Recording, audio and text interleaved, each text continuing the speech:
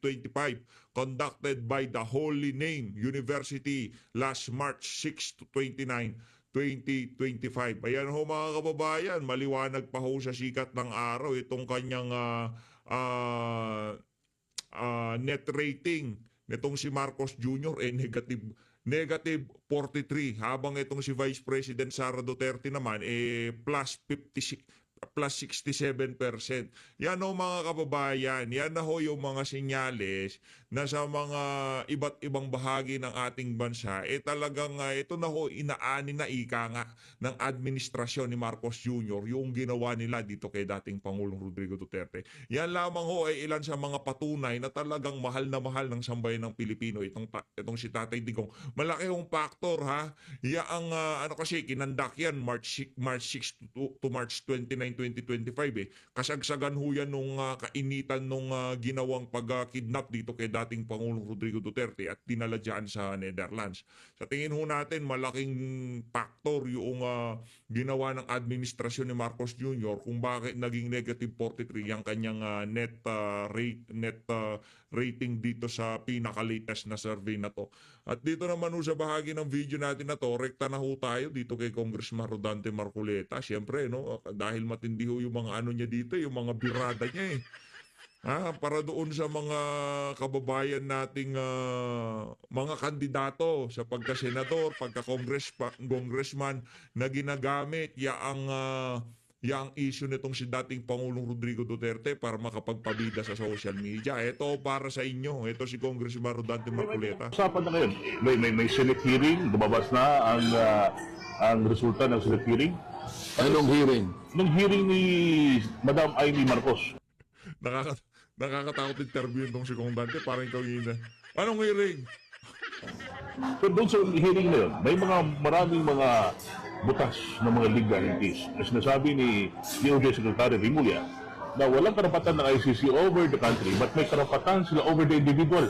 Yun po, maraming mga Pilipino ngayon ang naguguluhan kung ano bang ibig sabihin nito. Tama po ba itong pronouncement niya?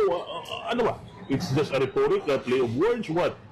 Bahala sila kung ano yung kanilang napatunayan doon.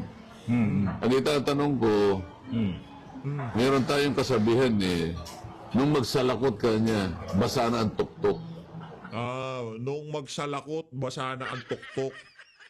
Di pa naman ho tayo magaling dyan sa mga ganyang klaseng Tagalog na salawikain, no? Ano ba ibig sabihin nun? I-comment nyo nga ho dyan sa baba. Nandun na yung nandun na yung matanda, nandun na yung presidente, kinuha na nila Ano ang benepisyo nito kahit na mag-hearing ka pa? Anong gusto mong palamasin? Para maghugas kamay ka? O para kunwari, lumitaw ka na sasakay ka, nakala mo nagmamalasakit ka. Yun. Nako, yan ang problema. Yan ang problema para doon sa mga sumasakay dito sa issue ni Tatay Digong, yung mga talagang nagbibida-bida para mapag-usapan ng kanilang mga pangalan sa social media. Para saan? Para lumabas na yung tipong concern ka?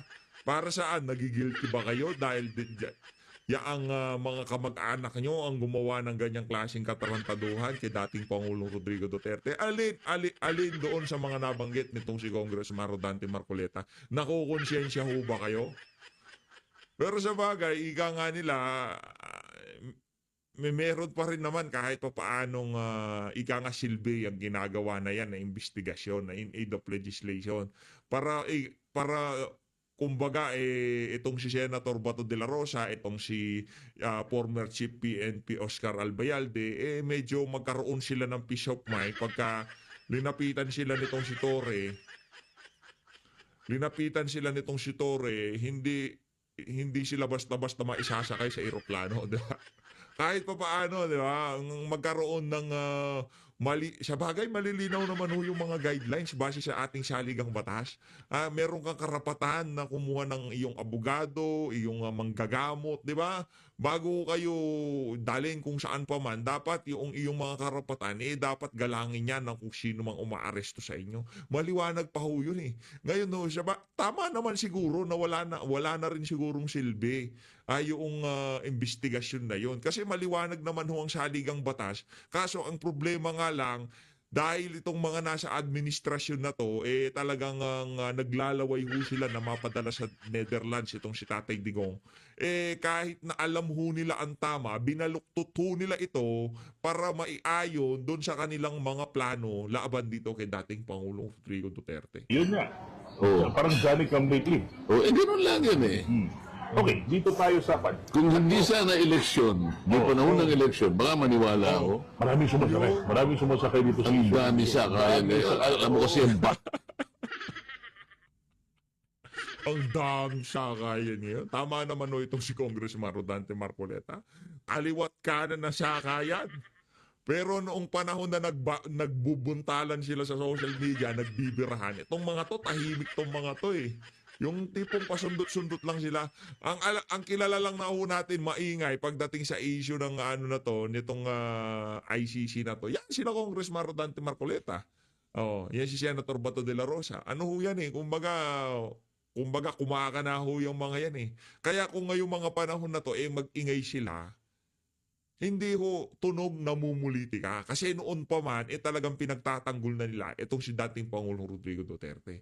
Tama naman, yan mga kandidato na yan, itong si Tatay Digong Duterte, hinahamon nga nila itong mga di umanong biktima ng EJK. Kung talagang merong kaso, sampahan nyo dito sa ating bansa. Pag-usapan natin yan dito, haharapin kayo nitong si dating Pangulong Rodrigo Duterte. Para siguro mapahiya nila itong si Tatay Digong, ang nangyari ho, napahiya ho ang buong lahing Pilipino diyan sa ginawa na yan itong si Marcos Bangag. Ngayon, hindi pa nila ramdam. Siguro ano pa sila, nasa Malacanang sila, akala nila kontrolado nila sitwasyon. Pero ngayong mga panahon na to, ramdam na ho natin kahit sa social media, talagang ang ating mga kababayan, pati yung mga hindi babad sa politika, nakikisangkot na dito sa ginawang kapalpakan ng administrasyon itong si Marcos Jr. basta ngayon, napakarami. Oh. Libre ngayon ang sakay eh. Yung mga Libre non-sectoral, sakay. gusto nila magkaroon ng sarili nila na walang politikong makisakay. Kaming dalawa ni Senator Ronasan, gumawa kami ng isang aksyon sapagkat ako, ibinabase ko doon sa tuntunin ng ICC. Meron kasing isang tuntunin sa ICC na ang isang NGO acting like amicus curiae, sabi nila, friends of the court, pinapayagan na magpadala ka ng saloobin mo, ng comment mo, ng critic mo doon sa pangyayari, at kung paano mo ipapahayag yung damdamin collectively or otherwise. So gumawa kami ng nag-launch kami ng isang online signature questioning the processes starting from the issuance of warrant of arrest, the service of the warrant of arrest, and then the ultimate abduction of the president, which are within the core of their own provisions ng Rome Statute. So, nandun, pinadala namin, pero bago namin ipadala yan, merong online sa signature. Apat kami doon, hindi ko alam kung nailagay na yung mga ibang pangalan. Na sinabi ko doon, I'm not doing this as a senatorial candidate. Mga Pilipino. I am doing Yan ang mga nakakabilib. Yan ho tayo bilib sa mga kandidato natin. Sa totoo lang ha, pati doon sa mga nagdaang rally para sa pagpapakita ng suporta kay Tatay Digong. Diyan ho tayo bumilib sa kanila. Hinuhubad ho nila, every time na magsasalita sila dito sa issue na to, hinuhubad ho nila yung kanilang pagiging kandidato. Hindi kagaya ng mga taga-alyansa. Lagi ho silang play safe, iwas pusoy pagka ito pinag-uusapan dahil kagagawa ng kanilang pinuno, yung kapalpakan na yan. Pero yung ating mga kandidato, ito ang maganda dito sa mga to. Ito yung nakakabilib. Kaya ho nilang isang tabi, yung kanilang pagiging kandidato para sa kapakanan ng mga Pilipino. Dahil hindi lang ho tayong mga nasa Pilipinas ang nagbukang taka dito. Lalong-lalo na yung mga kababayan nating OFW. Pagka nakikisalamuha sila sa ibang nasyon, sa iba't ibang dako ng daigdig, nakakahiya ho ang ginawa ng administrasyon na to. Wala hong mukhang maiharap yung ating mga kababayan. Anong meron sa Pilipinas? Yun ang tanong. ng mga, meron po tayo nakakausap ng mga OFW eh. Siyempre, nakikipag-ano tayo sa mga yan. Nakikipagkwentuhan tayo. Di ba?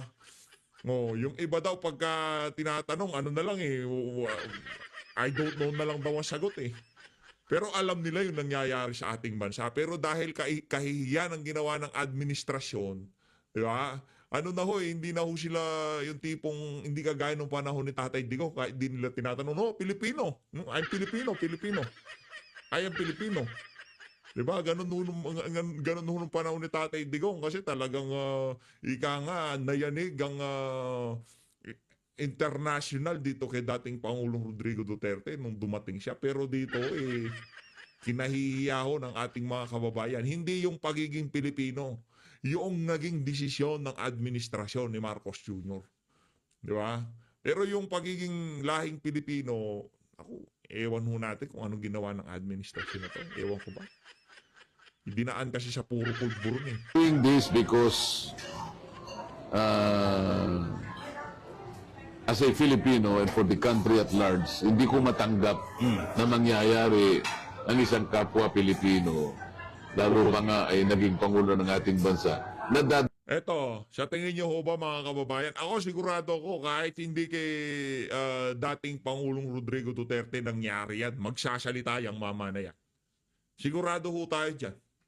Kahit nakalaban sa politika, magkokomento at magkokomento yan. Kung anong sinasabi nila dyan sa mga interview na yan, yun pa rin ho sasabihin ng mga yan. Kasi yung mga kandidato natin, consistent. Hindi ko kagaya ng mga taga-alyansa. Pagdating dito sa mga ganitong klaseng usapin, tikom ang mga bibig nila.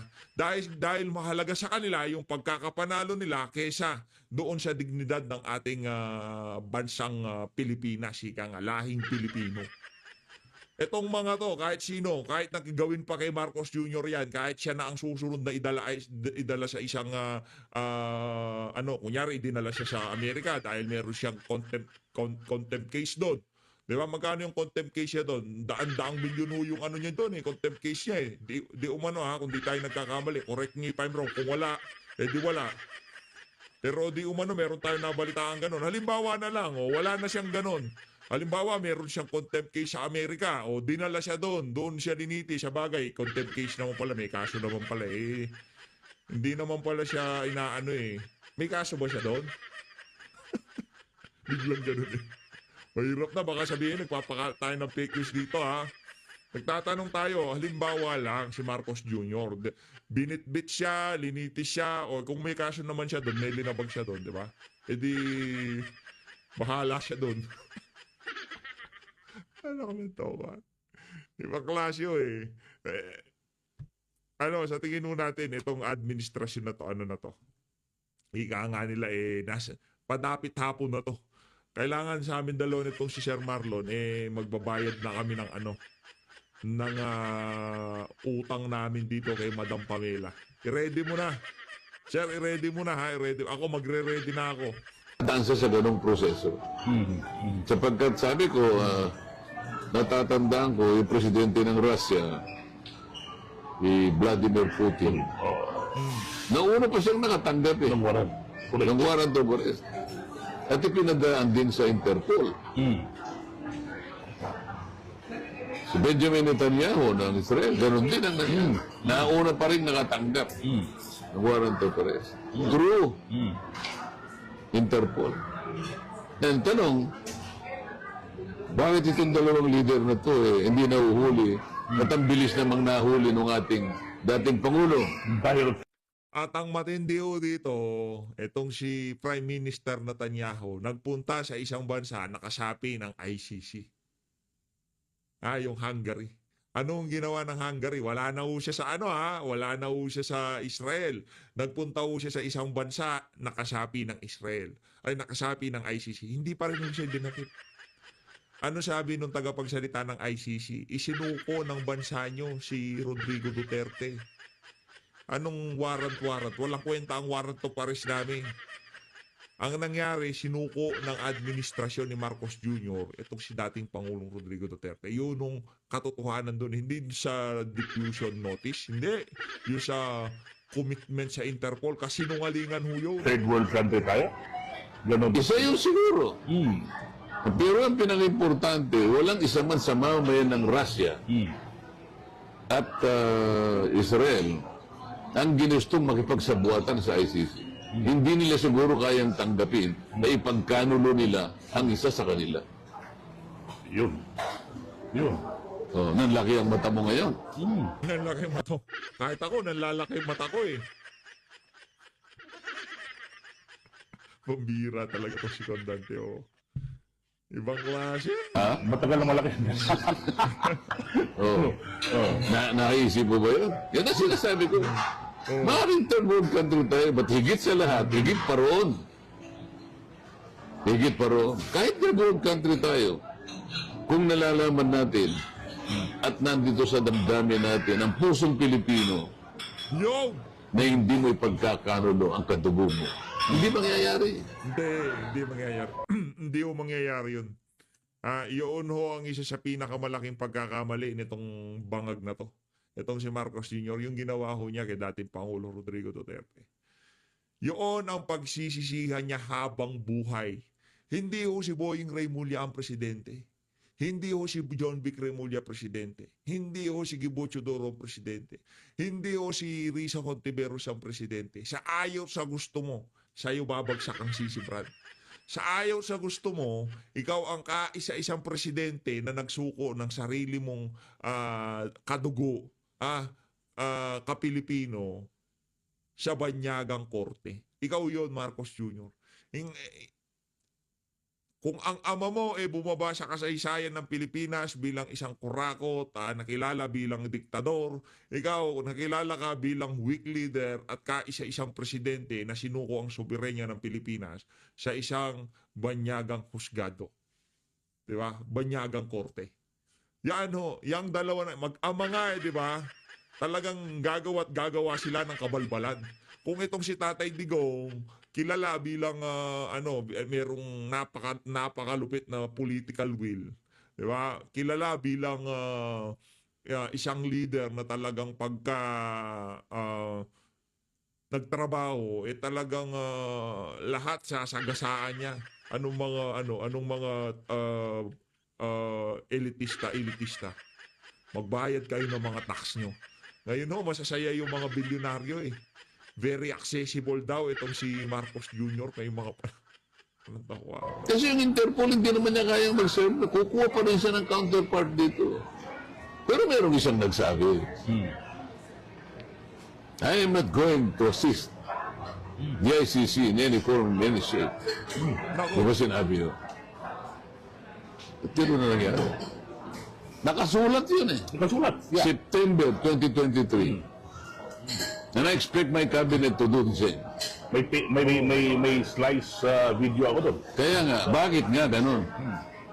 Kaya nagsalita nga ako sa kabineto nung kagabi. Alam po ninyo ka ako sa nangyayari po sa bansa natin. Parang gusto ko na po at talaga nagugustuhan ko na nababarkada po ako sa mga sabungero. Naku, yan ang nga ba sinasabi natin? Para narinig ko yung speech na yan Noong dumayo sa Northern Luzon itong si Condante, talagang live natin pinanood yung speech niya. Parang narinig natin to. Nakatingin sa akin ang mga... Hindi sa pinopromote ko yung sabong. Sapagkat alam naman ninyo bawal sa akin ang sabong. At hindi ako marunong magsabong. Kaya ko lang nasasabi ito. Dahil ang lahat po ng sabongero, meron silang natatanging kaugalian. Isang ugali na dapat sana ito ang taglayin ng mga public servants. Oh, ano yun? Yung isang salita. Correct. Bakit po? Correct. Hindi ba sinusulat yung pusta po? Hindi po nakasulat yun eh. Hindi nga po sila magkakilala eh. Nag-memorize. Yun lang na nga. Pagkatapos, sesinyas lang po ng gano'n. Ganun lang. Pag natalo, bigay. Diba? Oh. Pero, yung kanilang senyasan na yun, bagamat hindi na-reduce in writing, pinangangatawan na nila. Yun po ang kailangan ng isang lingkod bayan. Yung mga Kristo ng sabungan. Kaya sinabi, gagawin ko nga niya 20 pesos per kilo ng Bigas. Nangyari po ba? Nako. O sumagot lahat ng mga hindi po. Paano tayo ngayon?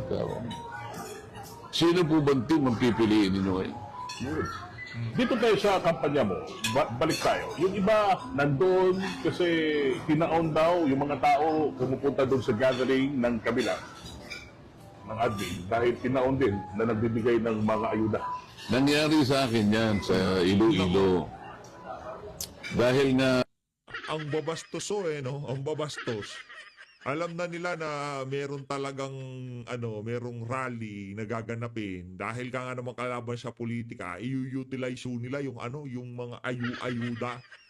Di ba? Para walang magpunta doon sa mga rally ng ating mga kandidato. Magkagayon pa man, sigurado ho tayo 100% yung mga pupunta sa rally, yung mga pupunta dyan sa mga ayuda-ayuda na yan, ang iboboto pa rin yung ating Duterte candidate. nababalitaan ko na tinatapatan ng ayuda, sabi ko doon sa coordinator ko sa Iloilo, ang mga ayuda ka ako usually ginaganap sa umaga between 9 to 10.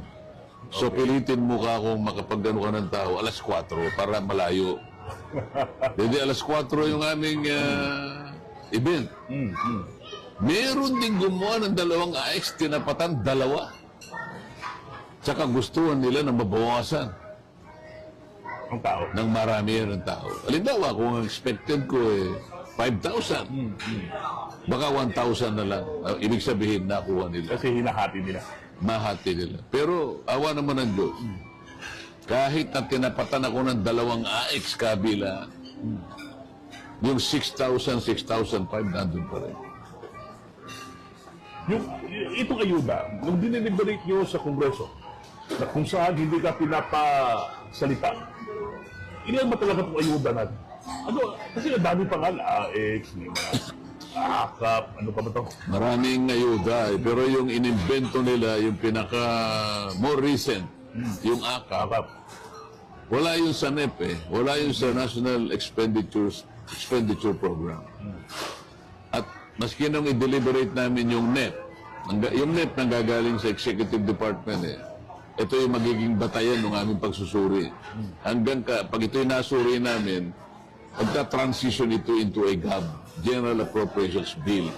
So wala sa SANEP, hindi rin namin nilagay sa GAB. Bakit nung naging GAA, ba't nandun na yung AKAP? Ito yung pinoproblema namin. Nagkakaroon ng milagro pag nagkakaroon sila ng BICAM report. Ito yung kino-question na. So, mula doon sa 4 na forma ng ayuda, naka-invento uli sila ng bago, kaya naging 5. Ano nga itong 4? Yung kauna-una, yung 4Ps. Ito yung Pantawid Hindi Programa. pala wala ito. Andyan pa. Hindi, nandiyan pa rin yan. Pantawid, Filipino Pantawid Program. Whatever, 4 na P, 4Ps. Merong MAIP, ito yung pampagamot. Tawid Pamilya Program. Merong TUPAD, ito yung sa emergency na employment. Yung AIX, ito yung sa crisis situation. At saka yung AKAP. Wow, 5. 5. Magkano ang binudget ng Kongreso nito? Kung susumahin mo lahat yan, sa 2025 budget, aabot siya ng 194 billion pesos. Billion. Billion, ha? Billion pesos. Wow. Paano accountability dito? Dapat itanong mo sa kanila. Hindi sa Well, wala bang nakalagay doon sa kwan? Ayun na nga mga kababayan, dito naman sa bahagi ng video natin na to. Meron ako akong gustong ipapanood na video sa inyo. Itong si Tatay Diggs, no? Malupit ho yung mga sasabihin niya dito sa video na to. Panoorin ho natin, pakinggan nyo ho at namnamin natin yung mga sasabihin ni Tatay Digong dito sa video na to. Gusto kong umiyak. Maybe when I say my farewell, if I get to live on the last day of my term, I'd like to say something and maybe I'll cry. Gusto kong umiyak dahil hindi ko maanong taong binigay nila ng pagmamahal sa akin. Totoo lang. 20 years is... Grabe yan, Mayor. And I don't think... My father was a governor, vice